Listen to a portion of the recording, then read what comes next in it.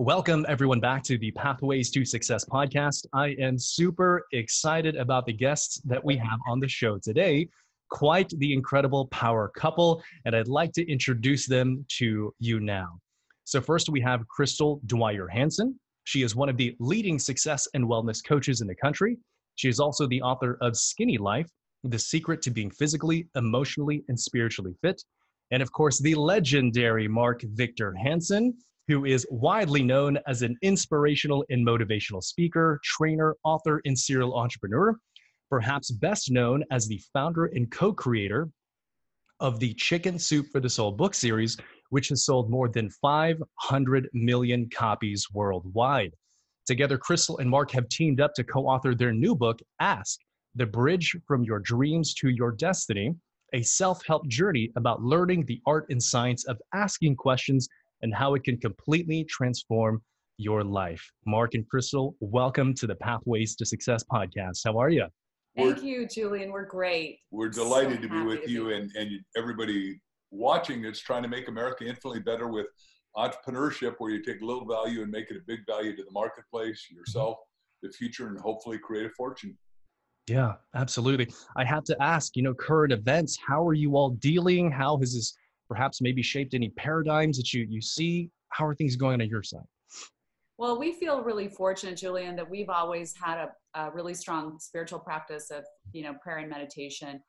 And so, there are always issues that come up in life, personal crises. And so I think for us, we're dealing with it like we always would with any kind of a crisis or difficulty in life. And that is making sure that we're spending time really reflecting on what matters in that prayer and meditation time, and really counting our blessings, spending time in appreciation, because at times like this, when it seems like we've lost everything, our thinking can go completely negative because we're so focused on the loss, and then the fear comes in and it starts to overtake our thinking. Mm-hmm. So it's important to start your day. I would just really recommend this to everyone. I'm a transformational life coach and clinical hypnotherapist, and just really getting a hold of your thought patterns, because they can bring you down or they can bring you up. And I always say, let's make our minds work for us, not against us. So taking that time, which is what we do every morning, to just be still and, be in the moment, be announced, say, we're okay right now. Everything's fine. In this moment, we're fine. This is all we have this moment. We don't know what's going to happen in the future, but right now we're fine. And then spending time in gratitude. Like, we have so much to be thankful for: our family, our health, our vision, every little thing you have to be thankful for. And I think that's really a powerful way for people to start. Look around you, the people in your life, the people you have to love. So that's what works for us. It always has, and it's continuing to work for us, and the world will come roaring back and we'll be ready. Yeah. I love that. Well, having had some time to reflect, can you start to already see a kind of a meaning for you, for the world? What do you think about that? Well, I think first of all, we're teaching and ask, three parts of asking: ask yourself, ask others, and ask God. So my own story coming out of a crisis is I went bankrupt in 1974 and lost $2 million that quick. My best, worst experience. And so I asked myself, what do I really want to do after hiding under the sheets for 6 months and being afraid to answer the telephone for another debt collector? And what I said is, I want to really be a professional, motivational, educational, inspirational speaker. So I was living in Hicksville, Long Island, New York. And I asked my 4 roommates, we were living at super cheap, but I said, any of you guys know anyone that's young, that's not a cotton top, that's not a doctor, lawyer, or celebrity? And they said, yeah, there's this young kid, maybe a few years older than you, Chip Collins, talking in Hauppauge, Long Island, and he's wow. So I got my little beat up Volkswagen, bankruptcy courts and not taken, raced out there, listened to the kid and said, hey, I want to do what you do. And that's the point. I asked myself, I'd obviously been asked, and now I ask my roommates, ask others, and then I'd ask God, what is my destiny? Because our book subtitle is going the bridge from your dreams to your destiny. And we think everybody has a destiny.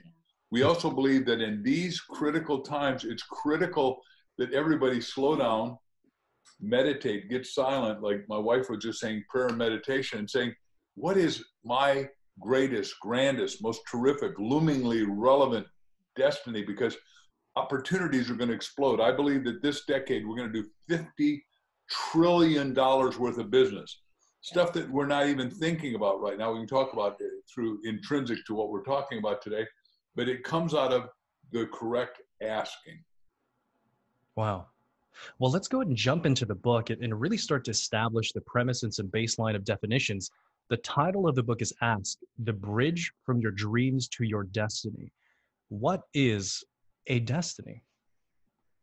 Well, I think it's the ultimate purpose for which each of us were made.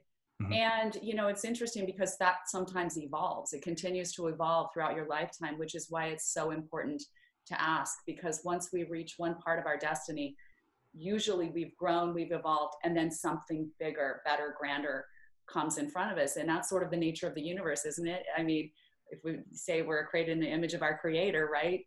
We're creators too. We're always evolving. The universe is always expanding, and so are we. Mhm. And so we literally felt like, you know, people are here. We all have these dreams in our hearts, and we all have a purpose and a destiny. So sometimes we just get stuck. We just get stuck and we feel like, I don't know what I'm supposed to do. I can't even see my way out of this. So we start to descend. And so asking is this simple tool, question by question. We start to get an idea. You know, you ask the question, you get an illumination, a solution comes to you, an understanding, a new understanding. And so step by step, you start to move across that bridge, this literal bridge from your dreams to your destiny. And as we started to, you know, interview people and sort of peel apart our own lives, we saw that this is a very real thing. This is a very powerful tool, probably one of the most powerful yet simple tools that you have in your life if you learn to use it correctly. And what would you say to any of our listeners who might feel sort of hopeless and going through adversity and feel like they don't have a purpose, they don't have a mission, they don't have a destiny? What would you say to them? What you got to do is, like, when I was bankrupt and upside down, I kept saying the third thing is, you know, ask God, is God, what is your destiny for me? Because God has a destiny. If you're alive, I believe God has a destiny for you and I. And there are a few people out there maybe without any spiritual basis, but 99% of us have some spiritual basis.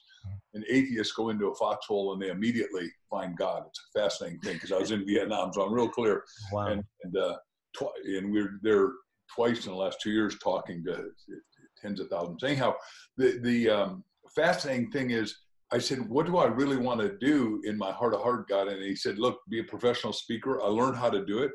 I went to that guy, Chip Collins. I said, please, can I ask you how to do the business? He said, look, kid, the chance you make it is 1 in 1,000, you know, but I'll tell you exactly what to do if you stay out of the real estate business and you go into life insurance, which is a bottomless pit, and you do little agencies. There are 1,800 of those companies. There are tens of thousands or hundreds of thousands of agents. You'll never finish training. And I started it not knowing what life insurance was, not knowing what a premium was, not knowing what a CLU was. Now, it has a nice name, but the joke they say is you're cunning, lonely, and unhappy. And the point is, everybody out there that's hanging on by their fingernails has got to start asking new questions and say, hey, wait a second. The yin and the yang sign says, here's crisis, this side's opportunity. So if you get the biggest crisis, you have the biggest opportunities, and they're looming, but you've got to get out of what my wife's just talking about, and I'll redefine it as a pity party and go to what is going to be magnificent, what's going to be wonderful, because we're about to get over this little hump and go back to work. And what do you really want to do in your heart of heart? What is your sublime destiny? Like mine was to be a speaker and then world's best-selling writer, and now an entrepreneur doing stuff that nobody else has done. And one little quick example, Elon Musk, they tried to put him out of business with Tesla and say, you're going to close down. He said, wait.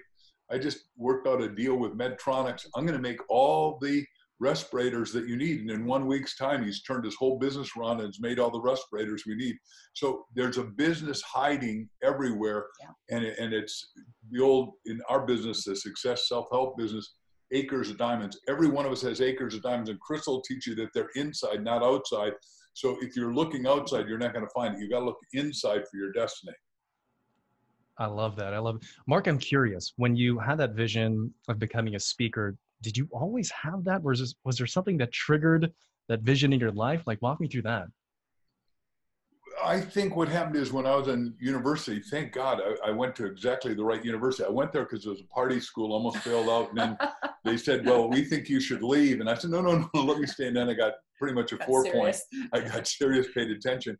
But our brilliant president, Dr. Delight Morris at Southern Illinois University, I am a proud Saluki as one of my universities, but made us go to weekly seminars. And you got a little coupon every week, and you couldn't graduate unless you went to half-hour seminars. We had everybody come in there on both sides. Everybody from Jane Fonda as a celebrity anti-war to the general that's pro-war. So I got to hear everybody, and you had to do that. And he tried to make us comprehensivists. And I said, wow, someday I want to have the power to influence. And the goal in the world is that those of us that can need to be influencers of influencers. And that's what your show is doing so good, Julian. I want to praise you, compliment you, and applaud you for saying, hey, look, we got to turn around the thinking, because what my cliche is, what you think about comes about. The law of attraction is real simple. If you think negative thoughts, Crystal and I were talking just now in our either positivity or negativity, all of us got to read self-help action books. All of us got to watch positive podcasts. All of us got to, in Texas, Zig Ziglar would call in the old days, give yourself a checkup from the neck up. Yeah.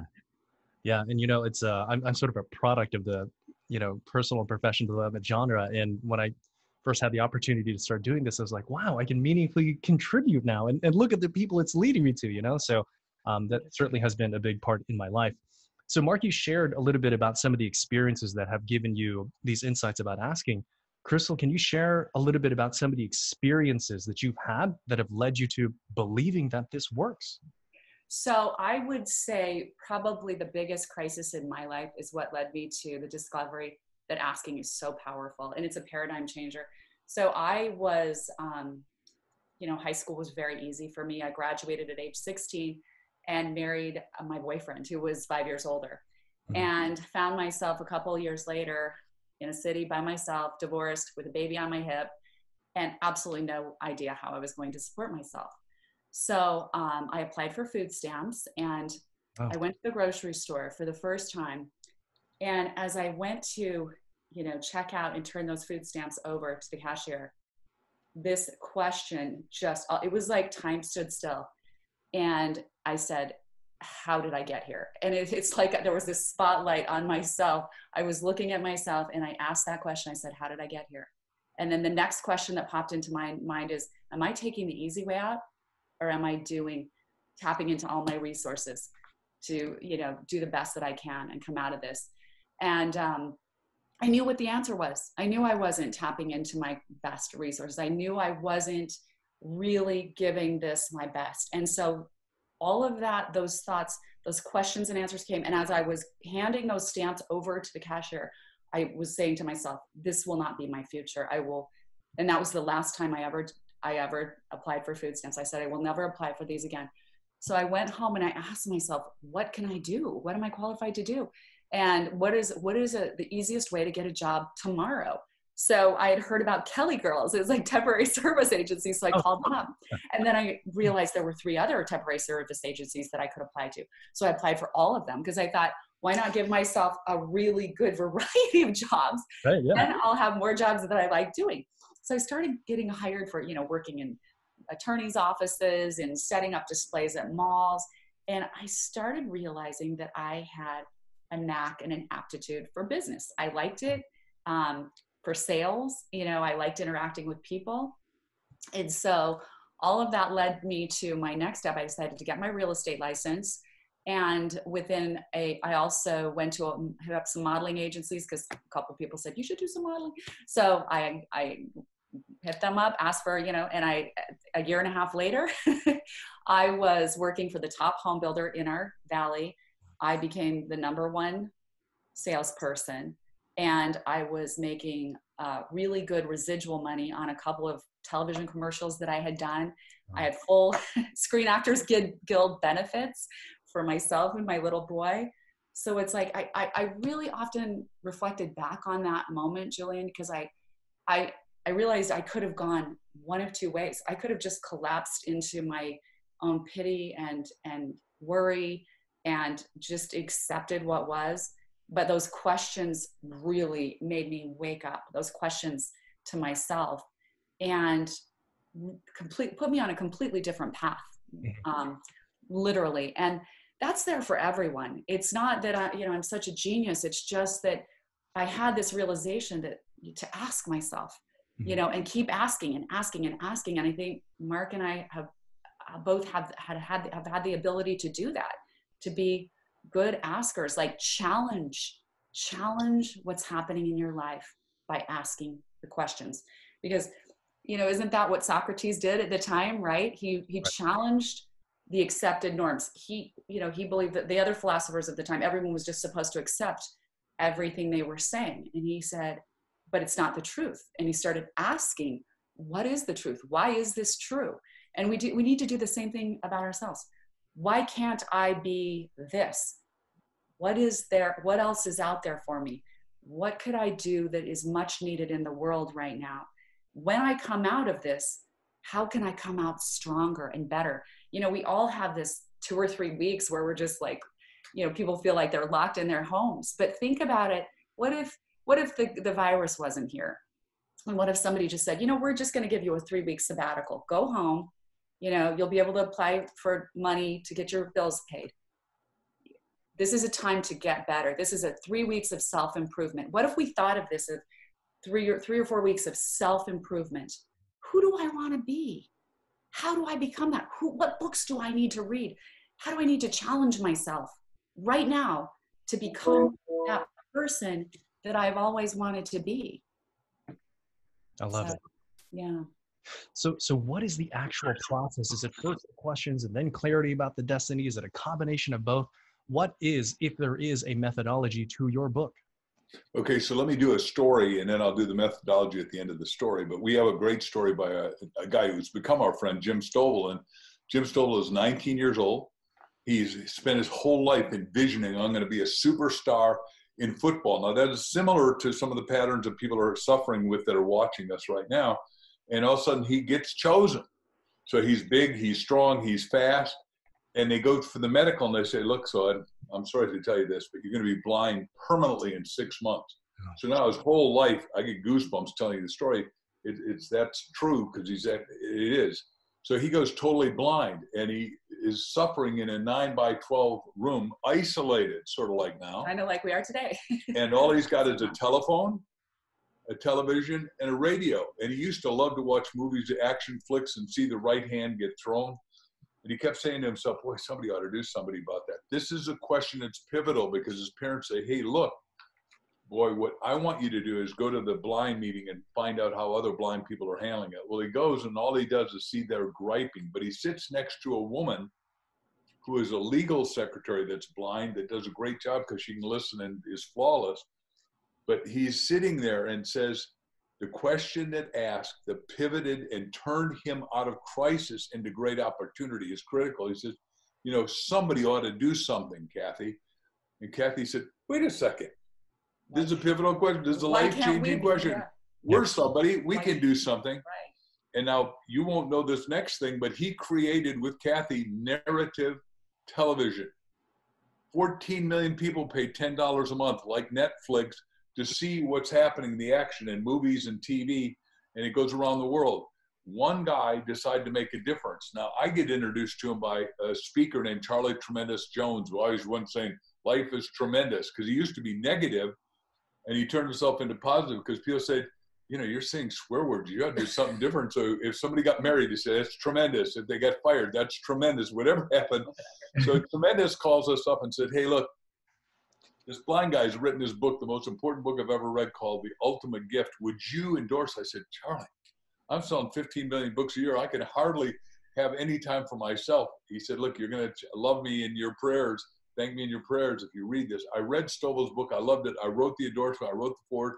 I said, this book is so clear from a blind guy that can see better than anybody. This should be a movie. He makes it a movie. He makes $100 million on the movie.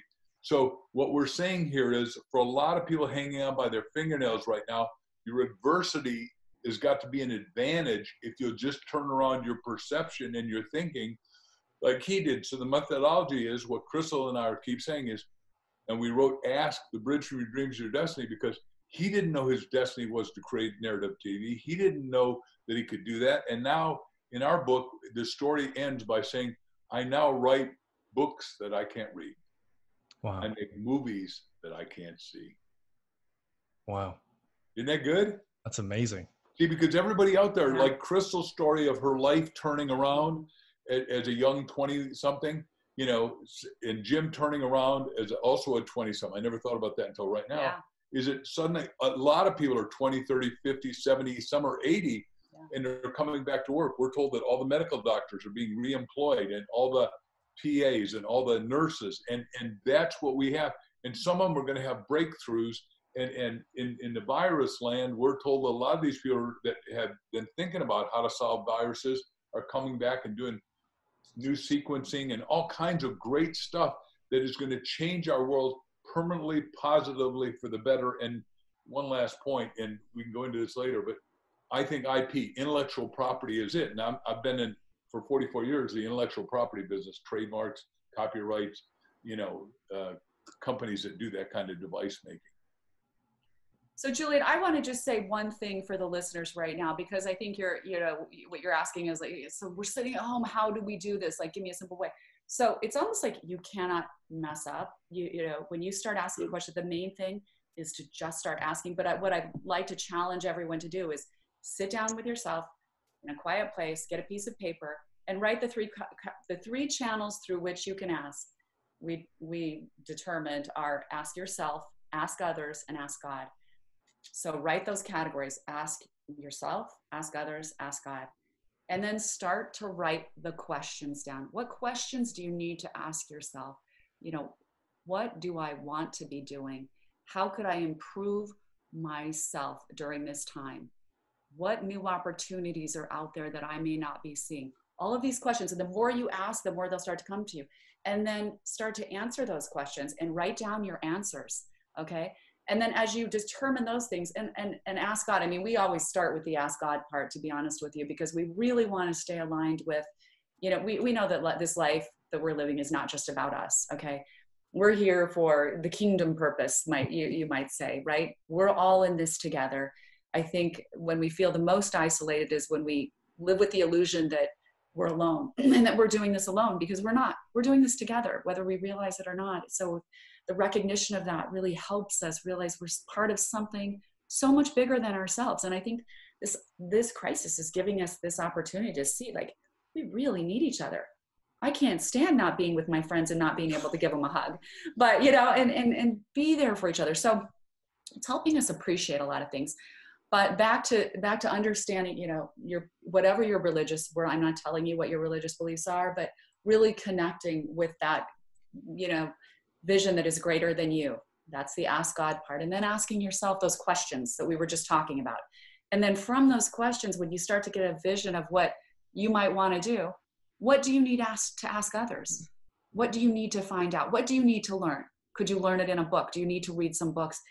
What other people could you talk to? Even if it's just not even a favor, but just insight, wisdom, thoughts. You know, we are each other's best resource, and we need to remember that. We can't be afraid to ask. And it's interesting because we did a lot of research for the book, and people are, you know, afraid to ask. Harvard did a big study on this. They feel like asking too many questions makes them feel like they're, you know, stupid, like they'll be perceived as being stupid, uninformed, nosy, all of these things. But it's really just the opposite. In reality, when we're more curious, when we ask more questions, the perception of the person to whom we're relating is much more favorable. That person likes you more when you're more curious. They like you more. They have a higher opinion of you when you ask more questions. So it's almost counterintuitive. That's why we wrote this book, because we need to start being more curious about each other, with each other, asking for more, to be a resource to one another. And it's a magical process, really, when you start doing that. But do this deliberate exercise. Be very deliberate about it. You can't do it wrong. Just sit down and start writing your questions and let the answers come to you. If there was one question our listeners could ask themselves right now to give them clarity on that next step, what do you think we should be asking ourselves? Because we said we think the spiritual law runs the mental, which runs the physical, which runs the results. So my question would be, God, what's your destiny for me? Or what's my destiny, God? Either way, you can ask it backwards or forward. But the goal here is repeat it before you go to sleep. Get into that quasi-slumbering area of mind and 400 times say, God, what's my destiny? God, what's my destiny? God, what's my destiny? And you've got to have a pen, paper, notepad, whatever, next to the bed, because the answer is going to come. Because once you go into the depth of the soul, you came in here with a destiny destination. At least we believe that. And everybody all the master askers that we've met, whether it was Jim Stovall or that, once he was in the depths of his soul, he figured out what he did. When I was at the depth of my soul, I figured out I was supposed to be a professional speaker. And then my goal was secretly, I wrote down, I'm going to be world's best-selling author, which I am now world's best-selling nonfiction author, according to Guinness Book of Records. So awesome. It doesn't matter what you write down. It matters that, first of all, you figure it out and ask Big G for the answer. And then once you put it down, it's definite certainty you'll get it. Because I said, when you write your goals, you set a goal and you get a goal, because it is a future destination that you're going to come to. And that's why Crystal said, come from the end result. What has to happen to have all that happen? And obviously I've done, 6,000 or 7,000 talks around the world to 7 million people, and in media, we had 2 #1 infomercials to tens of millions of people a night. So, and we did stuff that nobody else ever did. Like we were on 50 million Diet Coke cases a month for 6 months, because I asked for that real estate. And then the money, it was our book, Chicken Soup for the Romantic Soul, next to Nora Roberts' book. And we sold so many books. We raised enough money with Coca-Cola, Diet Coke, because people who drink Diet Coke read books, thank goodness. And we raised enough money to get 15,000 kids into Boys and Girls Clubs. That was a charity. But our book became #1 for 58 weeks in a row. So it takes new thinking. You can't do same old, same old. And what this crisis is causing is new opportunities for us individually and collectively, but we've got to collectively start thinking positive to keep our movement going forward. I believe that for sure. A couple of days ago on LinkedIn, I posted a quote by C.S. Lewis, and he says that God whispers to you in your pleasures. He speaks in your conscience, but shouts in your pain. It is his megaphone to rouse a deaf world. And I have very deep spiritual roots. What's that? It's quite the megaphone right now, right? Right now. Sorry, I didn't mean to walk over you. So I can definitely connect with you when it comes to asking God, right? But let me ask you this. What is your process of discernment? Because sometimes I feel I have notions of what he wants me to do, but not certainty. What is your process of discernment to know for sure what he wants you to do? Well, and I think some of that discernment comes from asking those questions of yourself. And one of the best questions, some of the best questions that you can ask, I think, are, and we have stories about each of these. What am I best at? What am I really best at? Start looking at your life. What are you really, really good at? And the second one is, what do I feel is my passionate purpose? When I'm doing it, what makes me feel passionate? And it's different for everybody. Some people are just incredible, like organizers. They're systems. They put together systems. That person might say, I'm the best organizer in the world. I'm able to figure out systems. I'm able to organize people, things, systems. Maybe I need to, would I be best working for a company in operations somehow? What is the best company? What is the company that is growing the most right now? When I get out of this, where would I want to be in my ultimate, with my skills, my talent, my ultimate world? Where is that? And it's a little bit different for all of us, but what am I best at? What am I passionate about in terms of really feeling good when I do it? And there's another thing. Sometimes we're good at something, but we don't really like it. Like I'm good at, keeping track of, I have a bookkeeper, but I'm good at like organizing my books and keeping track of, but I don't like it. So I'm not going to do that. I know that's not what I'm going to do, because it has to be a combination of those two things. What are you good at that you really love to do? What am I best at? What am I passionate about? And what do I really love doing? Where do all of those three things come together? And then with those things coming together, where are the greatest opportunities in my future? Because like Mark said, we have to keep looking forward as to how the world is changing, because it's changing, it's growing, it's morphing. If you're living in the paradigm of the past, you'll miss it. And it's always the people who are thinking forward and thinking ahead. You're like, oh, I wish I would have thought of that. It seems so easy, but we have to think ahead. Yeah. And the point is, and what will universe deem worthwhile and substantially pay for, a la what she's saying? And there's so much. There's more opportunity, more than ever before. Like, let's just give one of the quickest examples. The other day, we were talking to our friend who is in the soap business. He owns Ultra Soap company, Harry Singer. And because the world is out of disinfectant soap, because for the first time ever, doctors are washing their hands for 20 seconds, singing the ABCs, start to finish. They're using soap 20, 30 times a day, where they're doing it 2 or 3 times, and they just did it real quick and bent operation. So all the hospitals are out of soaps that are coming to Harry and asking for it. Well, then they said, well, hey, look, we're out of alcohol, and you need 70% alcohol to get rid of that. So he's put together a survival soap, antibacterial, antiviral package. And because nobody was doing alcohol, he was making it outside at his big plant in Kansas. But then he said, well, look, I'll just put a concrete wall that's explosion proof, because alcohol is very volatile. And now he's done it, put the packages together. And I said, look, Harry, you're helping these people. You can't keep up with the orders. You're back ordered already. You're hiring more people at a time when it's a disaster. Would you put an insert into every package advertising our book? He said, of course. You write it up. We wrote it up. Now he's putting it in. We're going to end up selling lots of books to people, because we say, look, you got the survival package. Now you got to have your mind ready for survival by knowing how to effectively, and using the science and art and philosophy of correct asking, to unfold your life as a lotus blossom that is forever blooming.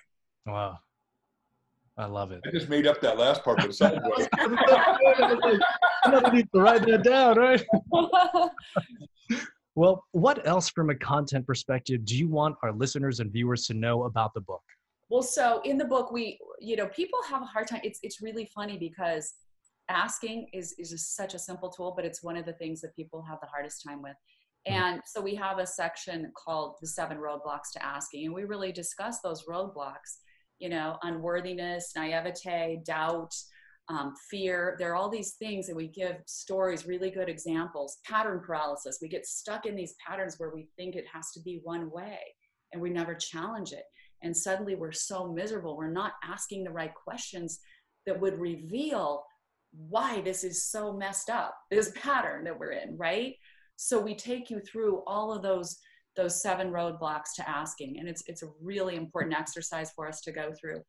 Let me give one example out of unworthiness. We're close friends with a guy named Bob Proctor. I've owned 2 companies with him, and Bob is older than us, but Bob is a brilliant, wonderful guy, good to watch online. But, years and years ago in the 60s, he is out of the Navy in Canada. He is working as a fireman, earning only $4,000 a year, and he's $6,000 in debt. He looks around at the bar at all these guys, and he asked himself the question, what's happening here? And he said, they're not going anywhere. I'm not going anywhere. This isn't the right pan. What do I do? So he said, who can I ask? Remember, ask yourself, ask others, ask God. He asked this guy named Ray. He said, what would you recommend? He said, what you got to do is read this book, do this stuff. Because he said, what do you want, Bob? And Bob says, I want to be wealthy like you. I want to be healthy like you. And I want to be happy. He said, it's simple, but you got to read Think and Grow Rich, which is a seminal book for everybody watching this. I mean, Bob has read it every day of his life. I've read it 200 times, so we're pretty clear on this. So Bob looks around and says, well, people say you make money washing windows. So he starts washing windows. He goes from being 4,000 upside down to making 25,000 a month. It's amazing to him. And then all of a sudden he's exhausted and he's passed out on the street in Toronto, and the police around him, first responders, and said, do you want us to take you to the hospital? He said, no, I'm just tired. I'll just let me go home and sleep. And he goes home and asks himself, what is it that I'm doing wrong? He said, look, if I can't wash all the windows, I'm not going to wash any of the windows. He starts hiring people to wash windows, because he's a master. He's learned to be a master asker, a master salesman. Ends up building such a big business. He's big in Toronto and Montreal, Atlanta, Georgia, and London. I mean, he's now making millions. And he said, well, what did it? He said, I started listening to self-help action tapes by Earl Nightingale, Og Mandino, guys like me and guys like him now.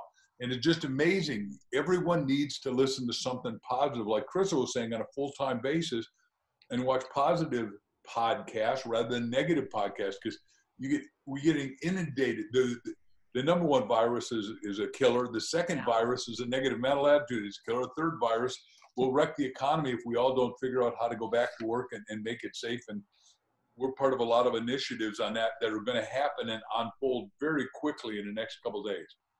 Yeah, I believe. And then I wanted to mention another thing, Julian. We talk about in the book, how do you prepare to be a good asker? Because, there are ways that you do need to prepare, because this is foreign to us sometimes. First of all, you have to start with a belief. The first thing is belief. You have to start with a belief that your answer is there. It is there for you. You are going to find this answer. So as you're asking those questions, just know that you are going to find the answer. The second thing is action. I mean, we can't, sit in our living room with a blanket over our heads and think that, things are going to come to us. Action is always part of the question, because I read a book by Stuart Wildyet that says, if you want to become like a top 10 recording artist, don't sit in your living room. You can't tell me that if you don't even know who they are. Who are the top 10 recording artists? If you don't know, if you're not practicing your guitar, so you really have to immerse yourself in that quantum soup, so to speak, of the things that you want. When you start doing your questions and answers, start immersing yourself in the world that you are starting to see. Investigate, take action, find out what those things are. And the third thing is visualization. And Mark and I really love to start out with this. So when you're asking your question, do a visualization. And let's add this to the assignment that we said that you're going to write down today. So do a big visualization with your eye. What does it look like? What I'm doing, what I'm seeing, after you start to get some clarity, what does that look like? And start to describe it. I'm seeing this many clients a month, or, I'm selling this much of my product or this much of my service. I'm growing by this much every month, and literally just describe the perfect scenario. And so start with the end in mind, perfect visualization of exactly what you want from life. And then work backwards. Through questions. How did I get there? What did I do? Who did I call? What did I ask? And as you start to peel that back, it is a magical process. I promise you, if you really do this, if you really commit to this, things will start to move and change in your life in the most positive way. So let me just hitchhike on that. When Chicken Soup was starting, I did a set of tapes called Visualizing is Realizing, and I interviewed the 101 best book authors, fiction, nonfiction. But I didn't ask them how to write. I knew how to write. Dr. Canfield knew how to write. That wasn't our issue. Our issue was, how did you market and sell more books than anybody? Scott Peck or Wayne Dyer or Barbara DeAngelis or Danielle Steele or whoever. We interviewed everybody. And what we discovered was what they did. And I wrote it down. We put it on little stickies and we put it on the wall and visualized it. And we wrote a business plan. But one of the ideas was, like, we've done the same thing now with our book, Ask, The Bridge from Your Dreams to Your Destiny. And we took out the New York Times where Scott Peck had been #1 with A Road Less Traveled 58 Weeks. We whited out his name, put in Mark and Jack's name and Chicken Soup. And so every time you went in the bathroom mirror at our respective homes or the offices, every mirror had it. So you saw it constant times during the day. So we branded it into our brain, etched into the fabric of our being. Now, at the time we had 144 rejections. So everybody said, hit the road, Jack. I said, look, it's okay if you don't like him, but I am a nice guy. And no, Jack's great. The point is we decided that we were going to make it no matter what. So once we became #1, everybody said, well, we always thought you would. Well, no, they were critical. They made fun of us. They teased us. They ridiculed us. They harassed us for putting that on the mirror, because, we'd have people coming to our respective offices, hiring us or doing business or wanting to do deals. And they go, that is strange. But everybody needs to put their goal on the mirror. Like she said, at the end result, what would it be if you hit your destiny, your ideal, what you're passionately purposeful about, what is your magnificent obsession? I love it. I love it. Mark and Crystal, close us out with one more piece of advice that really intersects all of your life's experience, what you talk about the book, and the mission of our podcast today, which is to inspire the entrepreneurial spirit in the country. Close us out with one more piece of advice. I would like to do that. And that is, I want everyone to go to Amazon and get a copy of Ask, The Bridge from Your Dreams to Your Destiny. Now, that's a big ask for us, but if you'll send it to reception at Mark Victor Hansen, we're going to invite you to future seminars, future podcasts. We'll send you a signature signed thing, so when you got the book, you'll be able to have it. Just reception at Mark Victor Hansen. If you buy 100 or more books from us, do you want to tell them what we'll give them? Well, we're planning a one-day event for people. We have people who are buying 100 or more books, some 300. And we're doing a really special exclusive one-day event for those people. So we're going to do a real deep dive into this asking journey together here in Arizona as soon as we can travel. Right. And it's going to conclude with a lovely dinner at our home. So we're excited about that. But at the very least, we hope you can at least get a copy of the book for yourself and maybe for someone else that you love, because the journey, this asking journey, is such a simple tool. Everyone can use it. And I really want to stress, I think the one piece of advice is you have everything inside of you right now. You have what it takes. So don't panic. Go inside yourself. Do this process, do it very deliberately, and just keep putting one foot in front of the other. Keep going with the process. Don't give up. Keep asking and keep asking and asking. Those answers are inside of you. And I'm excited to start to hear, once this book is out on April 28th, for people to come back to us and tell us their asking stories, because I know there will be a lot of amazing successes.